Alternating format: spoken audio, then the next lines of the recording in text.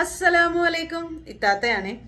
നിസ്കാരം നിർവഹിക്കാൻ മടിയുള്ള നമുക്കിടയിൽ നമ്മുടെ സുഹൃത്തുക്കൾ ഉണ്ടാകും, അല്ലെങ്കിൽ നമ്മളിൽ തന്നെ മടിയുള്ള ആളുകൾ ഉണ്ടാകട്ടെ.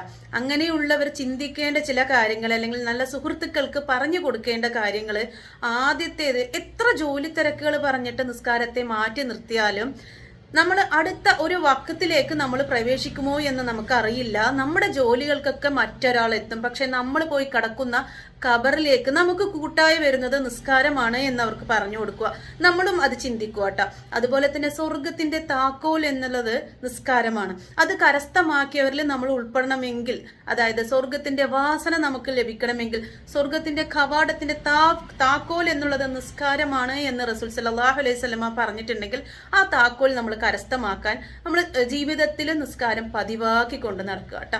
അതിന്റെ സമയത്ത് നിർവഹിക്കുക. മടി തോന്നുന്ന പക്ഷം ഓർക്കുക, ബാങ്ക് വിളിക്കുന്നതിന് മുൻപ് കഴിഞ്ഞാൽ അങ്ങനെ, അല്ലെങ്കിൽ ബാങ്ക് വിളി കഴിഞ്ഞ ശേഷമെങ്കിലും വേഗം ഒന്നു എടുക്കാൻ ശ്രമിക്കുക.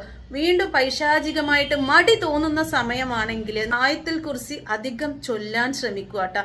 നിസ്കാരം നിർവഹിക്കാത്ത വ്യക്തികൾ ഈമാൻ കിട്ടാതെ മരിക്കും എന്നുള്ളതാണ്. അത് നമ്മൾ ചിന്തിക്കുകയും പറഞ്ഞു കൊടുക്കുകയും ചെയ്യുക.